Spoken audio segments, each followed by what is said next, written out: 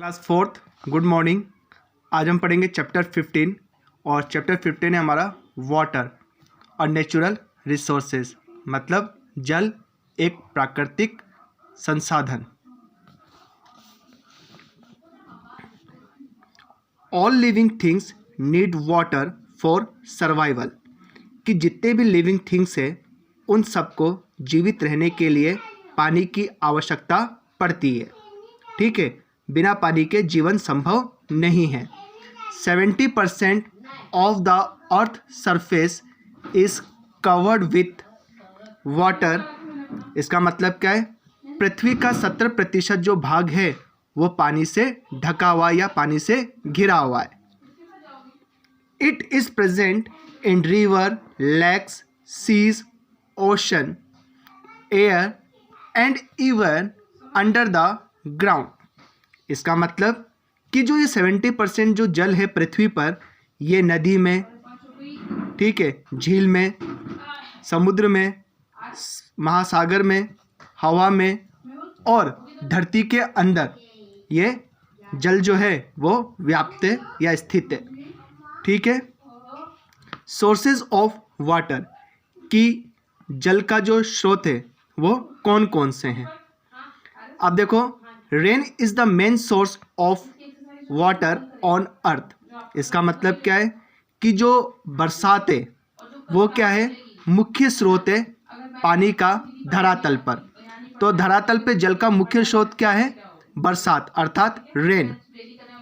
Water gets evaporated from the water bodies like river and ocean and forms water vapours. इसका मतलब क्या है कि जो जल है, ठीक है, वो क्या होता है? जल का वाष्पीकरण होता है। ठीक है, किस किस का? नदी का और सागर का। ठीक है, अर्थात कि जब सन की हीट आपके रिवर और ओशन पर पड़ती है तो जो जल है ये क्या होता है? गर्म होता है, और गर्म होकर क्या होता है? ये इवोपरेट होता है और ये क्या बनता है? वाटर वेपर, अर्थात भाप बनता है। और भाप बन के कहाँ जाता है? ये ऊपर की ओर। और जैसे जैसे ये ऊपर की ओर जाएगा, जल की बूंदें जो हैं वो ठंडी होती जाएगी, और साथ ही साथ में जल की बूंदें क्या हो जाएगी? इकट्ठी हो जाएगी एक साथ। ठीक है, और क्या बनेगा फिर? बादल। ठीक है, और फिर इसके बाद में क्या आएगी? बरसात। बात समझ में आई?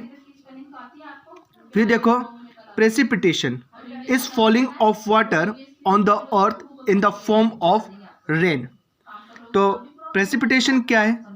कि जब सूर्य के ताप से पृथ्वी पर स्थित जलीय भाग जैसे नदी, तालाब, सागर, महासागर आदि का जल गर्म होता है, और गर्म होकर क्या होगा?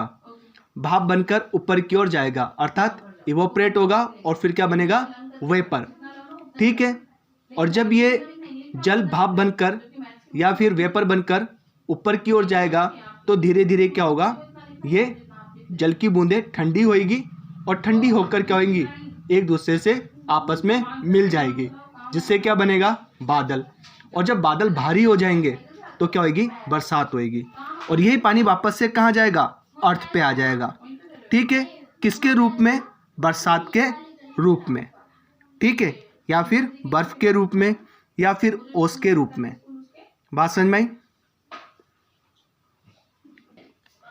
When it rains, some water seeps into the ground through the pores. इसका मतलब क्या है?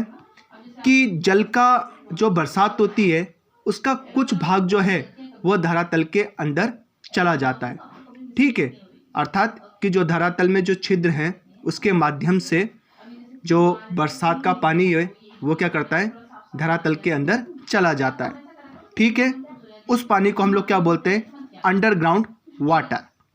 ठीक है, it can be put to use by pumping it out with the help of hand pump and tubewell. और जो ये अंडरग्राउंड वाटर है इसे हम किसकी सहायता से निकालते हैं? हैंड पंप या फिर ट्यूबवेल की सहायता से पानी बाहर निकालते हैं। ठीक है, the water in the well is also underground water.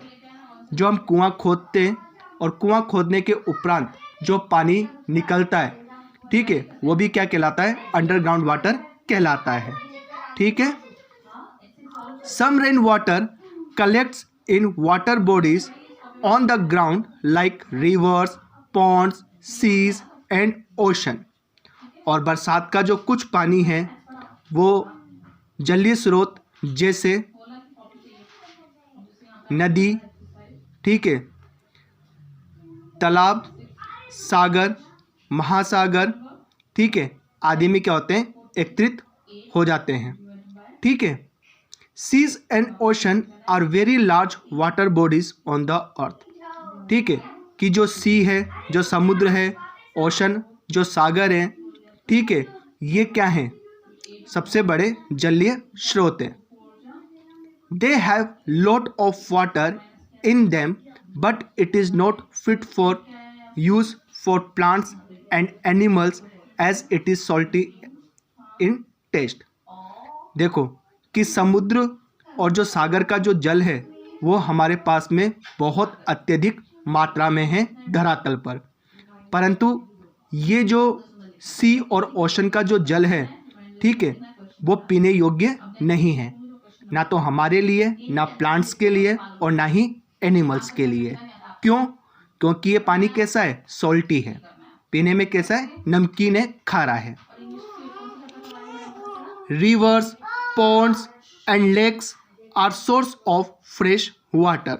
ठीक है, नदी, तालाब, झील, ये सब क्या है? शुद्ध जल के स्रोत हैं जिसका पानी हम पी सकते हैं। Many villages, towns and cities develop around and near the water bodies. ठीक है, कि बहुत से गांव हैं, ठीक है, टाउन है और बड़े बड़े जो शहर है, ठीक है, वो नदी के किनारे क्या हो गए? विकसित हो गए हैं, ठीक है, या बस गए हैं। Can you write down some uses of fresh water? कि क्या आप कुछ शुद्ध वाटर के प्रयोग लिख सकते हैं कि हम शुद्ध वाटर का पानी का प्रयोग जो है वह किन किन कार्यों में करते हैं? ठीक है। Rivers fed by rain water are called rain fed rivers. इसका मतलब क्या है? कि कुछ भारत में ऐसी नदियां हैं जो बरसात के समय क्या होती है? भरती है, और जब बरसात नहीं होगी तो वो नदी क्या होगी? सूखी रहती है। ठीक है। Godavari, Krishna and Kaveri are examples of some rain fed rivers.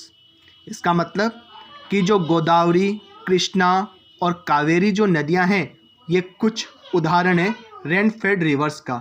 इसका मतलब कि बरसात में ही इन नदियों में पानी भरता है। They are full of water during the monsoon season. कि बरसात के समय में ये नदियां पानी से भर जाती है। ठीक है। दे मे ड्राई अप ड्यूरिंग समर और a quantity of water in them may reduce. और जब गर्मी आती है, गर्मी का मौसम आता है, तो इन नदियों का पानी क्या हो जाता है? सूख जाता है, या पानी की मात्रा क्या होती है? कम हो जाती है। They are also called seasonal river. इसे हम क्या कहते हैं? मानसूनी नदियां भी कहते हैं। ठीक है। Some rivers get water from melting snow and ice. इसका मतलब क्या है? कि कुछ नदियां जो है वो बर्फ और जो आपका स्नो है, ठीक है, उसके पिघलने के कारण क्या होती है? फ्लो होती है, अर्थात उसमें पानी जाता है। ठीक है। बात समझ में आई कि भारत में कुछ ऐसी नदियां हैं जो स्नो और आइस के मेल्ट होने से क्या होती है? भरती है। They are called perennial rivers. कि जो नदियां स्नो और आइस के मेल्ट होने से भरती है उससे हम क्या बोलते हैं? Perennial river. Example, they carry a lot of water all the year around. और ये जो नदियां होती है वो पूरे वर्ष भर पानी से भरी हुई होती है, जैसे Ganga, Yamuna, Brahmaputra are snow fed rivers. तो गंगा, यमुना और ब्रह्मपुत्र जो नदी है वो वर्ष भर किससे भरी होती है? बर्फ़ के पिघलने से। ठीक है। फिर इसके बाद में डैम्स एंड कैनाल्स, ये हम पढ़ेंगे नेक्स्ट क्लास में। ठीक है। ओके स्टूडेंट्स, जब तक आप लोगों को बुक की रीडिंग लगाकर से समझना है। ठीक है।